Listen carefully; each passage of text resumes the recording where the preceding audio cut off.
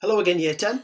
I hope you've managed to have a really good and hopefully a good rest over the Easter break and are ready, raring to go and crack on with your history lessons from this week.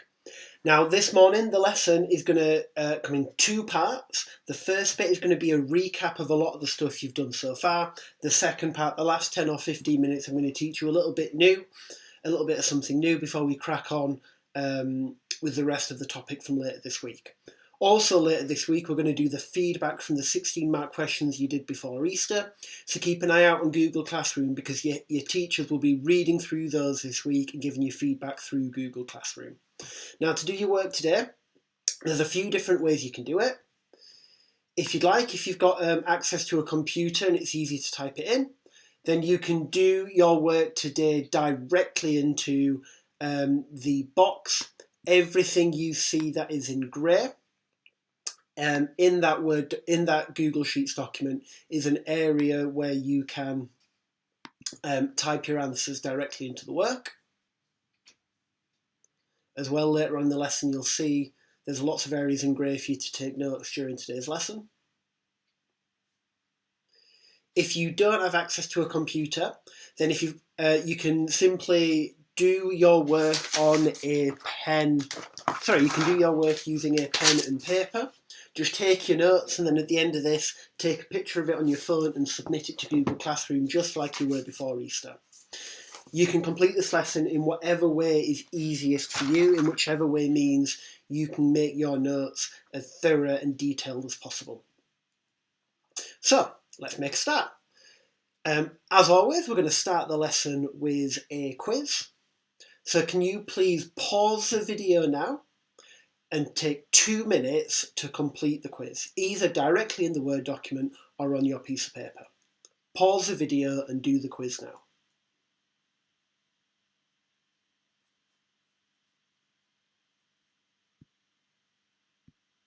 Brilliant, let's go through the answers. Now, if you're doing this on paper, try and change colour pen as you self-correct your own answers. If you're doing it directly into the Google Sheets document, change the font colour to green, and again, self-check and correct your answers.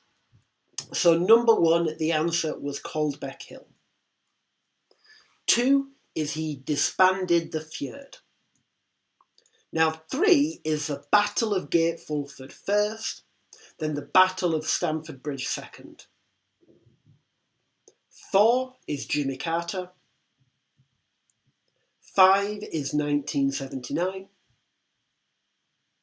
6 was the Moscow Olympic boycott of 1980, followed by the Los Angeles Olympics boycott of 1984. 7 is a flagellant. 8 were buboes. 9 was 1348. 10 was the 1924 Dawes Plan. 11 was Gustav Stresemann. And 12 was the Locarno Pact of 1925. Please make sure you have fully filled in any gaps from the starter quiz. Now, the lesson we're looking at today, the inquiry question we're going to be answering, is how did William, Duke of Normandy, become King William I of England? Now, you know quite a lot about this already, so to start the lesson off with your what do you already know, directly into the Word document if you're doing it, or on your piece of paper. Again, you've got a grey section here just after step 3. Can you write everything you already know about that main question? What events happened that allowed him to become King William I? What people or characters were involved helping Duke William of Normandy become King William I of England? Think back to everything you've done in your history lessons over the past 1 or 2 months. Pause the video now and empty your head about what you already know about this question. Pause the video now.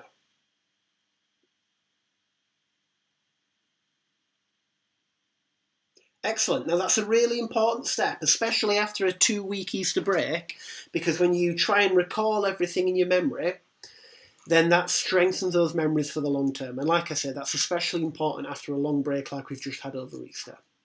Now, in order for us to answer this question today, we're going to take two really straightforward steps. First, we're going to recap the story so far. We're going to take a look at the things you already know about the story and about William, Duke of Normandy becoming the King of England. Then, once we've recapped and recalled in a few different ways, I'm going to tell you the story of William's coronation and how he actually got the crown of England. Now, in order to recap the story so far, I would like you to first work your memory about everything you can remember. So again, if you look at the Google Sheets document, you'll see from step 4, you've got these images here. So you've got box A, box B, box C, box D, and box E. Now those images tell you the story of what you've learned so far. They're there as prompts to spark your memory and help you remember what you can. So what I want you to do now is look at these images, and in the grey box next to them, I'd like you to type everything you can remember about those images. So in here you type everything you know about this image, who could this man be, who was helping him, what happened to that man in 1066. Now all these images are in order, and a lot of them are images you've seen before. Now it's really important, as we were saying earlier, that first we recall as much as we can completely from memory. So what I would like you to do now is pause the video. I'd like you to look at all of those images, and I'd like you in full sentences and in as much detail as possible, write everything you can remember about the story so far. Pause the video now and empty your head.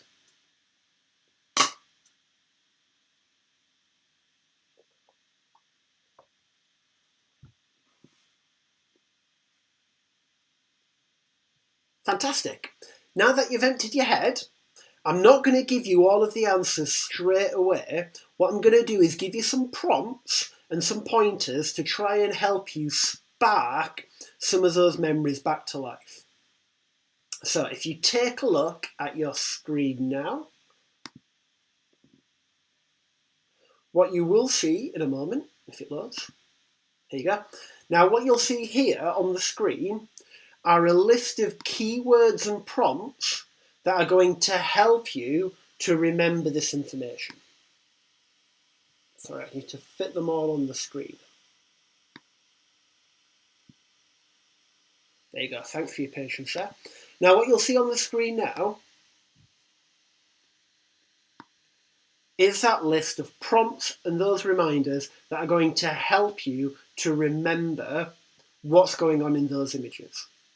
So I would now like you to change your font colour to light green, and I'd like you to look back at those images and try and add as much as you can using these keywords as sparks and prompts. Pause the video now, look at each of those words carefully and add anything that you've missed in light green to the images you've just been looking at. Pause the video now.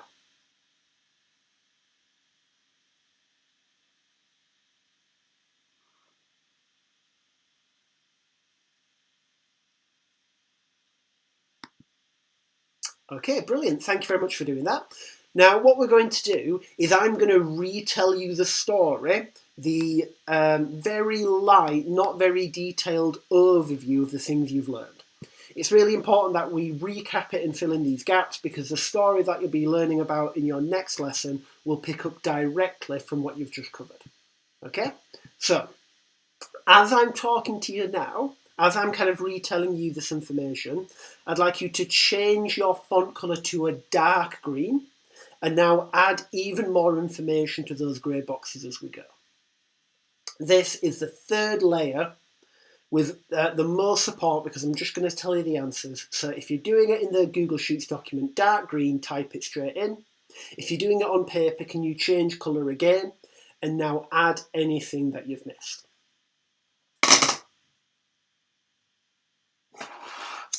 Right, so let's start at the first image in A. Now A is an image of King Edward the Confessor. Now, King Edward the Confessor was a very pious and religious man. That's where his name comes from. He was a very strong Christian. And because of his pious nature and his strong belief in Christianity, he was also quite a peaceful king. He was not one of these kings who was a strong military leader.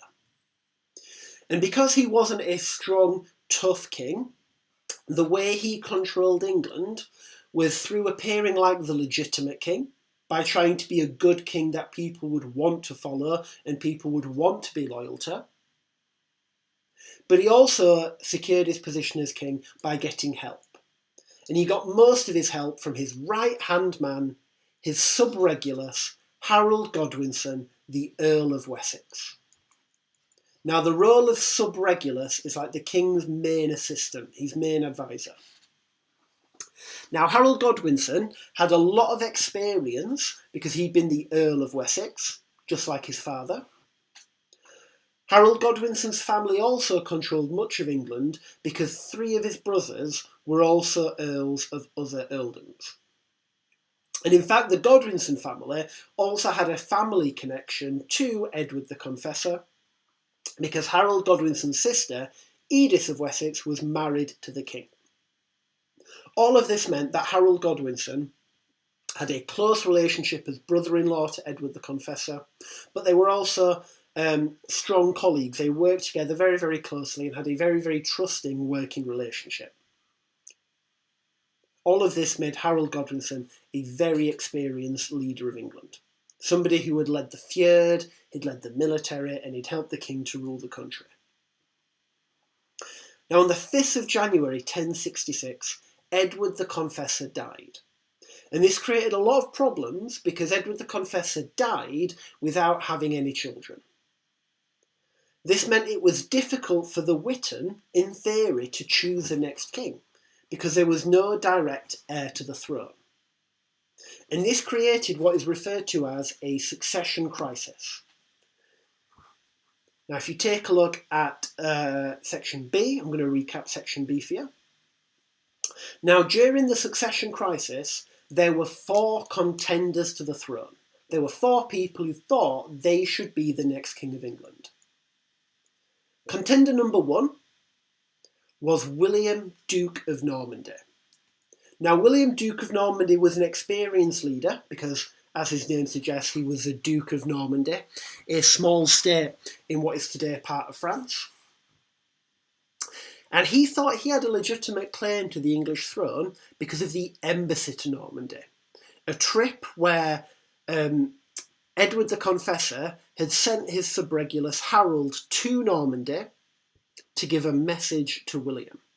According to William, that message was that William should be the next king of England. According to William, Edward and William had a good relationship, and Edward the Confessor wanted him to follow as king. The second contender to the throne, after the death of Edward the Confessor in 1066, number 2, is Harold Hardrada. Now, Harold Hardrada was a fierce Viking king. He thought he should be king because of old treaties signed by King Canute, a former Viking king of England. And he thought King Canute's treaties gave Harold Hardrada himself, as the Viking king, a legitimate claim to the English throne. Now, Harold Hardrada's claim to the throne would have been strengthened by the Danelaw part of England. The Danelaw part of England was a part of England where many people there wanted a Viking king. They spoke Scandinavian languages and in many cases followed Viking laws. So it was very, very clear that if Harold Hardrada launched an attack on England, he would get a lot of support from those parts of England. Contender number 3 was the man we were talking about, Harold Godwinson. Now, he was an Anglo-Saxon, he was an Englishman, giving him an advantage to be the next king of England. As we mentioned, he was very, very experienced. He did have a family connection to the king through his sister Edith of Wessex. And because of journeys like the embassy to Normandy, Harold Godwinson had been shown that he was trusted by Edward the Confessor. The final contender to the throne, number 4, is Edgar the Atheling. Now, Edgar the Atheling was the nephew of Harold Godwinson. This meant he was a nephew of Edward the Confessor. This meant that he had royal blood. It meant that he had a really strong family connection to the old king, Edward the Confessor. However, Edgar the Atheling's claim to the throne was weakened by the fact that he was an inexperienced teenager.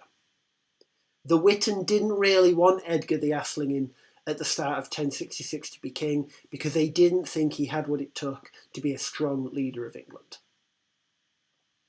Now, these were the 4 main contenders to the throne after the death of Edward the Confessor, and the story you were learning about before Easter is how these 4 men competed to try and become King of England. Now, right after, as we move on to section C, right after Edward the Confessor's death, the Witan acted very, very quickly. And the same day that King Edward the Confessor was buried, Harold Godwinson was coronated, and Harold Godwinson was made the new King of England. The Witan chose him because they trusted him, he was experienced, he had the support of other earls, and he had that family connection as brother-in-law to the old king. Now, when William of Normandy heard this news in Normandy, he was furious. He thought he should be the next King of England because of the embassy to Normandy, but he couldn't do anything about it at first. And the reason why William, Duke of Normandy, couldn't do anything about it is because the winds were going in the wrong direction. The winds were blowing from north to south, meaning he was unable to cross the channel. So he had to wait in Normandy, where he prepared his army, waiting for the winds to change.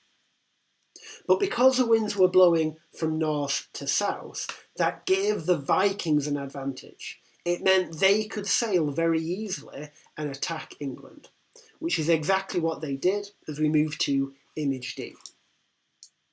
Now, what the Vikings did, and the images for this are shown in the first battle, is they sailed first up the Humber River in the north of England, and then they prepared their men on the edge of a beck in a shield wall. Now, what Harold Hardrada did is he put his Viking army in that shield wall along the beck. He then put his ally Tostig Godwinson in charge of those men. Harold Hardrada, that fierce Viking king, then took his best men and hid them behind a hill which couldn't be seen.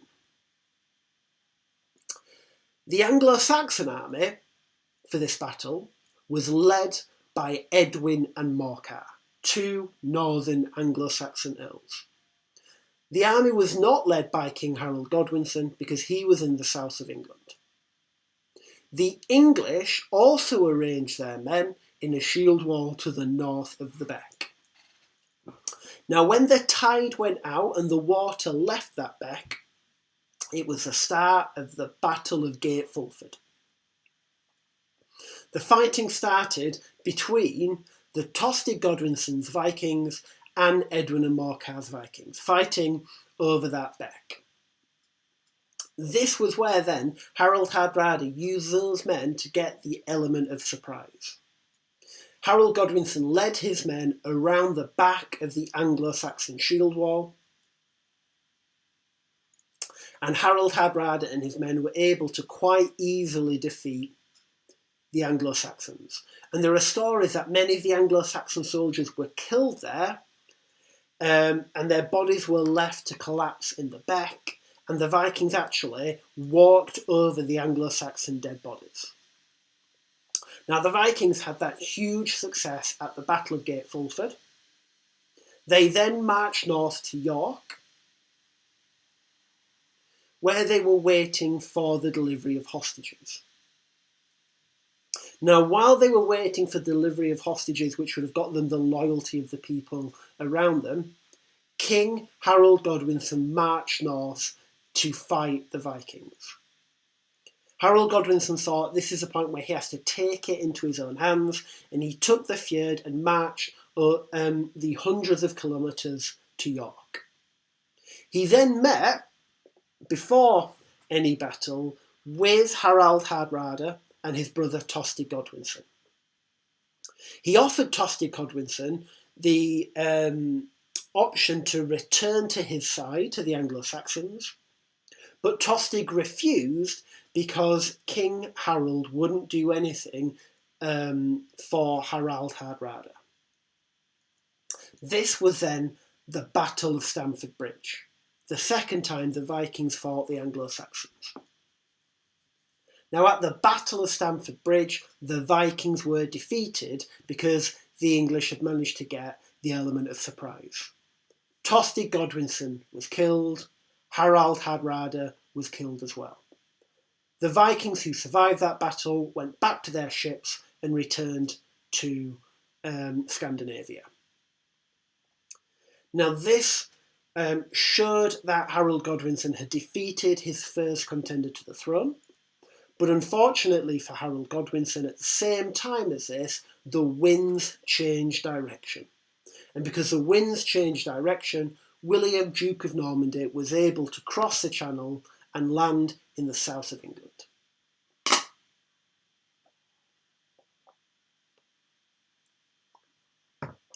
Now, what William did is he landed in the south of England and started to destroy much of Wessex, Harold Godwinson's former earldom. And he did this because William had taken cover in the walls of London, a strongly fortified area that should be really difficult to attack. And by committing those atrocities in Wessex, by destroying farms and buildings, William, Duke of Normandy, hoped to try and tempt King Harold to leave London and fight him in the open. And this strategy worked. William took his army away from London. He marched to William to meet him in Hastings, which leads us to the Battle 3, the Battle of Hastings. Now, in this battle, William, Duke of Normandy, had a strong cavalry. These were well-trained knights on horseback, giving them a height advantage and a speed advantage. But despite William's strong cavalry, the first advantage went to the Anglo-Saxons and King Harold Godwinson. And that advantage was a strong position. The Anglo-Saxons were able to put their army on the top of Caldbeck Hill. And that's where the Anglo-Saxons organised their shield wall. Now, it was important for the Anglo-Saxons that they got this height advantage because it meant that the cavalry, the Norman cavalry, were not as effective because they couldn't sprint or charge uphill. And it meant that advantage that they would normally have failed. To make matters worse for the Normans, then a rumour went around the Norman army that their king, or their duke, William of Normandy, had been killed. And it was at this point of the battle where William, Duke of Normandy, removed his helmet to inspire his men and show he was still alive. It was then that he decided to use the feigned retreat strategy. And this is where the cavalry were really able to help the Normans. The feigned retreat was when the cavalry pretended to run away. They pretended they'd been defeated. And when they ran away, the Anglo-Saxon shield wall started to chase them. They started to chase them and the shield wall started to break up. And the cavalry, using the speed of the horseback, turned around and attacked the gaps in the Anglo-Saxon shield wall. And this was where the turning point of the battle took place. Because this was where the Anglo-Saxons started to be overrun, their shield wall failed, and King Harold Godwinson was killed. Now, that's everything you learned up to. It's not in as much depth and detail as you did before Easter, but hopefully you found it a useful 10 or 15 minute recap of the story so far. Now, the rest of today's lesson, I'm going to tell you the next part of the story. It's not too long, but it's just looking at the events of William's coronation. Because just because William has killed the former King of England, Harold Godwinson, it doesn't mean yet he's the king. Because you might remember there is one contender left. Now, as I kind of lecture and talk you through this next part of the story, what I would like you to do is, if you're doing it in the Google Sheets document, can you please scroll down to step 5? As I'm lecturing you through the next part of the story, can you fill it in those grey boxes? If you're doing it on paper, or if you've printed this off yourself, again, do it on paper, take notes in as much depth and detail as you can, because you're going to take a photograph of them at the end to show your teacher your great work. Okay, so, right after the Battle of Hastings, the Anglo-Saxon king has been killed. William thinks all of the aristocracy, all of the earls of England are going to come to Hastings to meet him. William thinks they will come to him, they will surrender, and they will make him the new King of England. But William was wrong. None of the aristocracy came to Hastings to surrender to him. In fact, much of the aristocracy were meeting as part of the Witan in London. Now, the Witan was made up at this point of Edwin and Morcar, those two northern earls, and you can see a drawing of Edwin and Morcar here. The Witan was also made up at this point of religious leaders. For example, Archbishop Stigand, who was the Archbishop of Canterbury, and Archbishop Ealdred, the Archbishop of York, were part of the Witan as well. And these were the important religious leaders of the church in England. Now, they met as part of the Witan in London, and in fact, rather than picking William, Duke of Normandy as the next King of England, they chose Edgar the Atheling. He was very much their second choice of king, and he was appointed King Edgar in 1066 after that Battle of Hastings.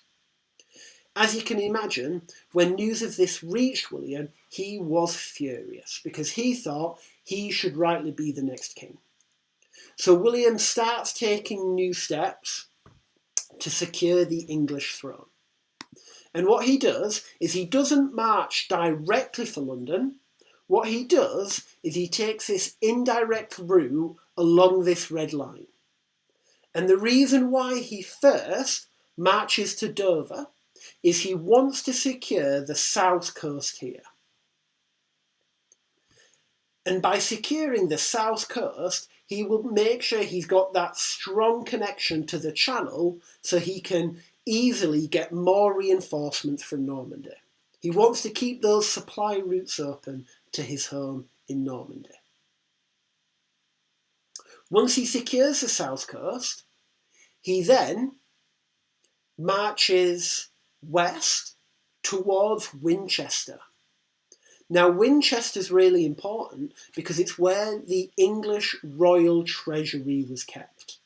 Basically, it's where the gold and wealth and money of England were securely controlled.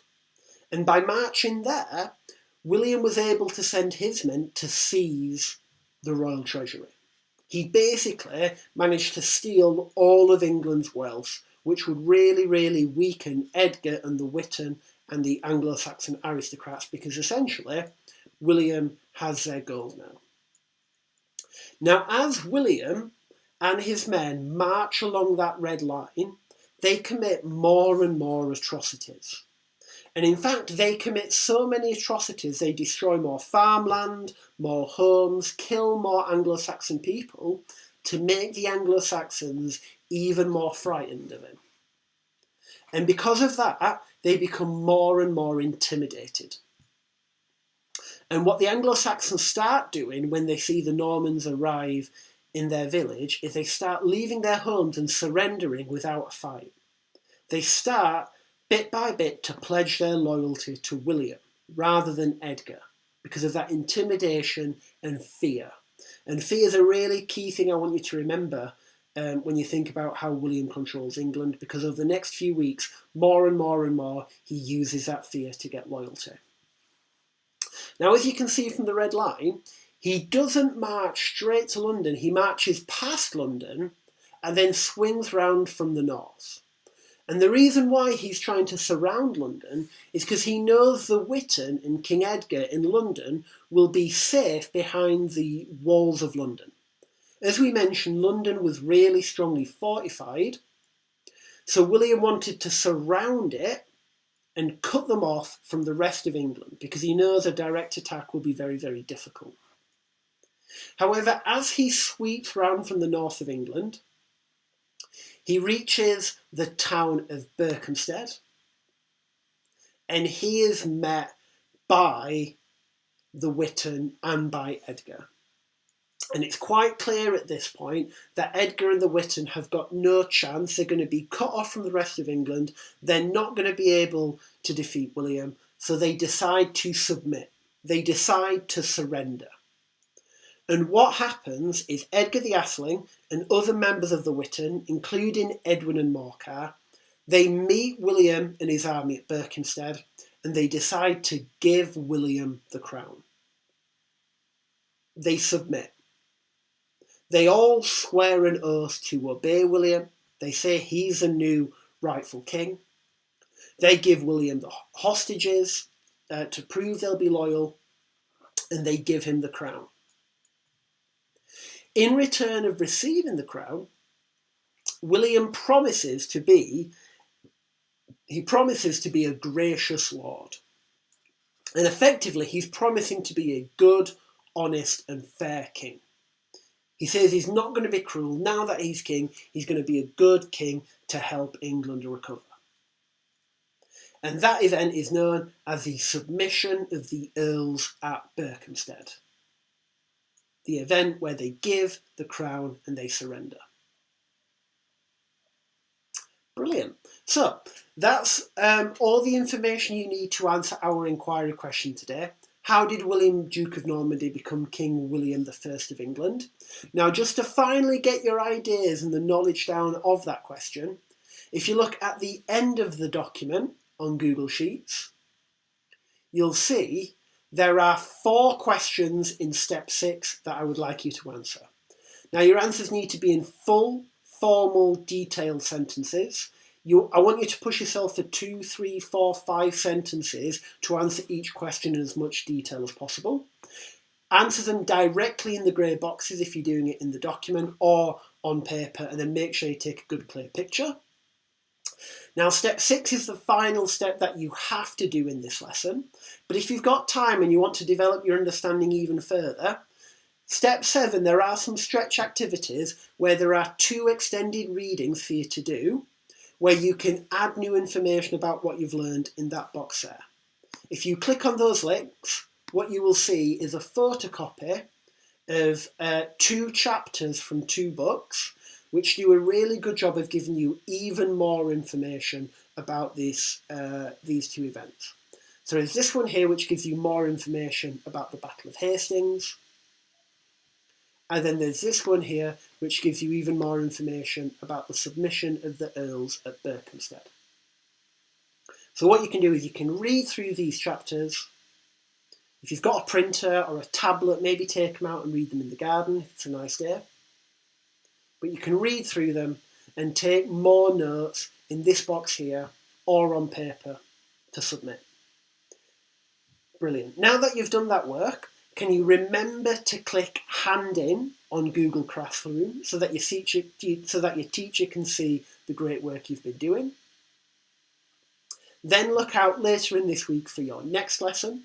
Your next lesson will be looking at what William does now that he is king to keep control of the country closely.